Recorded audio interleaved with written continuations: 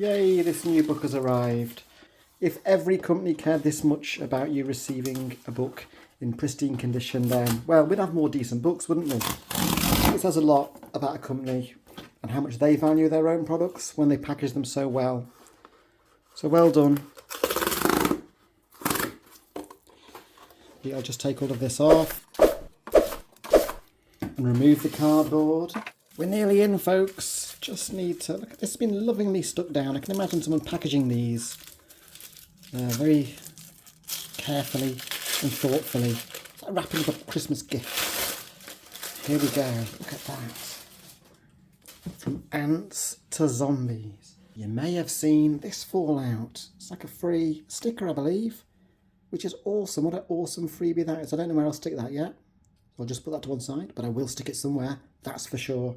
It's Bitmap Books presents From Ants to Zombies, 6 Decades of Video Game Horror. And when I bought this from Bitmap Books website, I got a free PDF, which is basically a digital version of the content of this book. And as you can see, it's quite a thick book. So I got that instantly delivered digitally, which was a nice extra thing to have.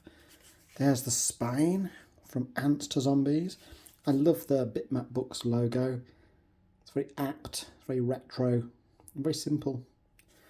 And simple logos are the best, aren't they? So there's the back. It's got a bit of blurb on it there. There's the ISBN, you can see that. And another logo there. So it's still sealed. It's got a ribbon, I can see. So let's get in and have a look. There we go. So this book has only just been published recently. So in, I believe, is it October 2023 in the UK? I believe it was probably published to coincide with Halloween. I might be wrong there, but it did. So that was a bonus if it wasn't intended. It's going to be quite tricky to lay this flat, but I'll do my best. You treat it to a nice kind of retro double spread there. I don't know if you can recognise any of these. There's an alien there. So score, a tentacle, so on. So let's see if I can lay this thing down and have a little look. I'll show you the highlights, not the whole book, but the highlights. And let's see. So here's the contents. This is what we're going to get. You can see it's just around 662 pages long. We've got a preface, forward introduction. Then it's going to concentrate on games which are organised by these themes. Haunted mansions. So I assume, well, I'm not going to make any assumptions, actually. I've never looked at this book before, so I'm not. Space horror, though, you can imagine what kind of games might come under that area. And here's a platform key look as well. So actually, when they're talking about the games in here, they may have been available on all multitude of platforms. There's so many platforms, aren't there? Some of them are obviously a bit retro. Dreamcast, for example, and some Atari ST before that. Sega Master System, but then it goes right up to and includes, by the looks of it, Xbox Series XS and presumably, PlayStation 5. So here's a list of people who've contributed as well. There's quite a lot of people there. There's a preface. I like the way they use these kind of retro graphics. Wow, Hieronymus Bosch is making a mention just here, look. There's an original art. And the reason we've got this in the text, it's referring to it because it's basically saying that painters through history have long been fascinated by horrific imagery, and Hieronymus Bosch certainly painted plenty of that. And it's also saying Clive Barker, we all know him, household name of horror, was no doubt influenced by Hieronymus Bosch, and him being referred to here as a Renaissance artist who was the greatest painter of hell. Yeah. So anyway, moving on. Oh my gosh, it's going to be so exciting looking through here. Great for, I say this book already is going to appeal to people like me, people who are interested in horror, people who are interested in gaming, particularly retro gaming, I think, for this book. People who probably are my age, so let's say, late 40s, but obviously younger people will get something from this, as will older. Jaws, I don't like Jaws. Ant Attack on the Spectrum. Yeah, I was thinking when I first ordered this, what's the relevance of the title here? Ants. I was thinking potentially Ant Attack, but I think it's probably more likely that they're referring to It Came from the Desert, that popular Amiga game, which it had like a very story-based thing going on. It was about ants. It was all about paranoia. It has a B-movie feel. So that's probably where the ants are coming from. And I don't know about zombies. There are so many zombie games. It could be one of many. But yeah, so here's a bit of an introduction. It talks about the structure of the book as well. And there's going to be millions and millions of screenshots and games mentioned in here referred to. Predator, look at that. Locating a comrade's corpse in Predator. Grim. So I'll flick through and just show you some highlights. So this is that first section, space horror. Plenty of games that come under this particular heading, including Doom 3. And there, it was available on these platforms. That's a nice double spread shot of Doom 3. Obviously, they're going to include Dead Space, which has made a resurgence recently with the remastered version released. Another great screenshot there. Look at these horrific beasts. So yeah, that's Dead Space.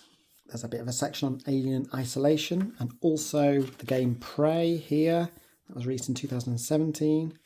So there's plenty of fodder for them to talk about and feature on this section. So as well as featuring many games in each of the sections, at the end of each section, so at the end of the haunted mansion section, for example, you get these honourable mentions as well, where it also features some other ones with just a screenshot on the year that they were published.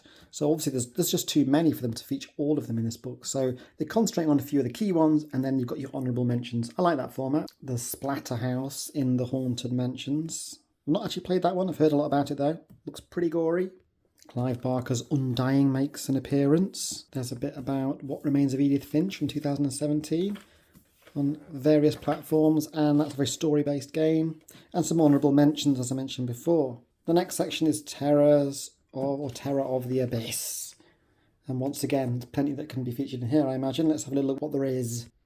Very interesting, they've featured Scuba Dive, which I remember playing actually on... Actually, I think I'm sure I played that on the Spectrum. It's not mentioned as a platform.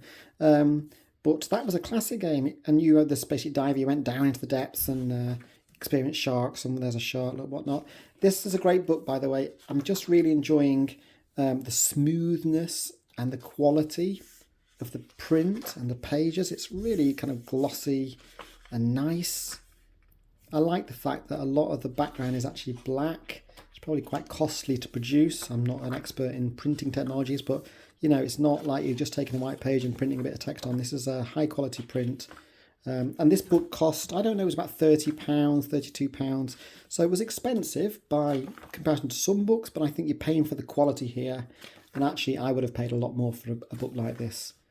So it's a great collection of nostalgia in here. Well done to Sam Dyer and the team for putting this together, because just skipping through here, it would have taken a lot of research, a lot of time to write the accompanying text and to lay it all out, etc. Just grabbing the screenshots probably took a long time, selecting those, importing them, etc. Ghouls and Ghosts, amazing. I loved that game. And this is part of the Dark Forest chapter, by the way. I'm just skipping through the pages here, see what other things we can find. Run to the next section, Relentless Pursuers. Oh, scary, 3D monster maze. I just love the fact that it's really spanning the whole history of computer games and video games here, from the very beginning, or very early on, to very modern, very recent. Clock Tower, I don't know that one. If you're interested, as I said at the beginning of the video, in horror and horror games, retro gaming, video games in general, then this is a classic book. And I think you have to ask yourself, if you're like me, can you live without this? I couldn't, so I had to buy it.